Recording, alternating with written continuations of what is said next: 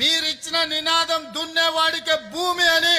ఎర్ర జెండా సోదరులు నినాదం ఇస్తే ఆ నినాదాన్ని చట్టం చేసి జమీందారుల దగ్గర, జాగీదారుల దగ్గర, భూస్వాముల దగ్గర ఉన్న లక్షలాది ఎకరాలను ఆనాడు బూర్గుల రామకృష్ణారావు గారు, పివి నరసింహారావు గారు, శ్రీమతి ఇందిరాగాంధీ గారు అగ్రికల్చర్ సీలింగ్ యాక్ట్ తీసుకొచ్చి లక్షలాది ఎకరాలను భూస్వాముల నుంచి గుంజుకొని పేద ప్రజలకు పంచిపెట్టిన చరిత్ర కాంగ్రెస్ పార్టీది. అదే విధంగా రైతు కూలీలు వ్యక్తి చాకిరీ చేస్తుంటే, దొరల గడీల దగ్గర బానిసలుగా బతుకుతుంటే, వాళ్ళ హక్కుల కోసం వాళ్ళ రక్తాన్ని చెమటగా మార్చి గడీలలో గుమ్మీలు నింపుతుంటే రైతు కూలీ చట్టాలు ఉండాలి, రోజుకు 8 గంటల శ్రమకు కూలీ ఇవ్వాలి అని మీరు పోరాటాలు చేస్తే కనీస వేతన చట్టం తీసుకొచ్చి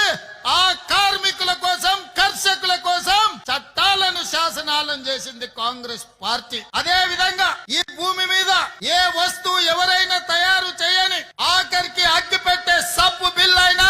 ఉత్పత్తి చేసేవాడే ధరను నిర్ణయిస్తే 6 కాలం కష్టపడి పంట పండించి, దుక్కి దున్ని పంట పండించి పంటను అమ్మడానికి వెళ్తే రైతు ధర నిర్ణయిస్తలేడు, కొనుగోలు చేసే దళారులు ధరలు నిర్ణయిస్తున్నారని రైతు కూలీ సంఘాలను కట్టి రైతాంగ ఉద్యమాలు